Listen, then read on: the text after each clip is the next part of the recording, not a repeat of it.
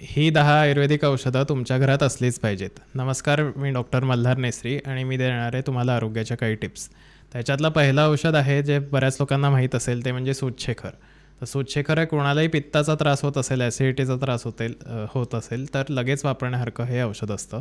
दुसरी गोष्ट म्हणजे जर पित्ताच्या ऐवजी गॅसेसचा म्हणजे पोटात फुगलं आहे, जड होतं आहे किंवा पोटात खूप गॅस अडकला आहे असं वाटत असेल तर सूतशेखरच्या ऐवजी हिंगवाष्टक चूर्ण जे मिळतं ते तुम्ही वापरू शकता. हे खूप कॉमनली अवेलेबल औषध आहे आणि एकदम सेफ असतं वापरायला.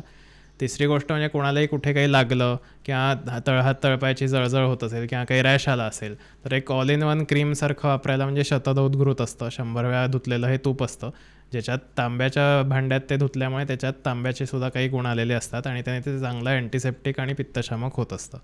चौथी गोष्ट म्हणजे जर वारंवार पोट बिघडत असेल किंवा जुलाब होत असतील तर त्याच्यासाठी संजीवनी वटी म्हणून अगेन एक कॉमन आयुर्वेदिक औषध आहे जे तुम्हाला ॲलोपॅथीच्या दुकानात सुद्धा मिळेल. तर ते तुम्ही घरात ठेवू शकता. त्याच्या 2 ते 3 गोळ्या तुम्ही दिवसातनं 2-3 वेळा घेतल्या तर बिघडलेलं पोट आणि पोटातलं इन्फेक्शन हे लगेचच जातं. आणि 5वी पण खूप महत्त्वाची गोष्ट म्हणजे सर्दी खोकल्यासाठी सीतोपलादी चूर्ण. सगळ्यांना माहीत असेल की ते जनरली सर्दी झाल्यावर आपण मधाबरोबर घेतो त्याचं चाटण. ह्याचा जर फायदा तुम्हाला होत नसेल तर तुम्ही तालीसादी चूर्ण म्हणून घेऊ शकता जे जास्त थोडं स्ट्रॉंग असतं सीतोपलादीपेक्षा आणि तेही कॉमनली अवेलेबल आहे. तर ही 5 औषधं या भागात आपण बघितली. अजून 5 औषधं आपण पुढच्या भागात सांगणार आहे. त्याच्यासाठी सबस्क्राईब करा मेधामृत आयुर्वेदला.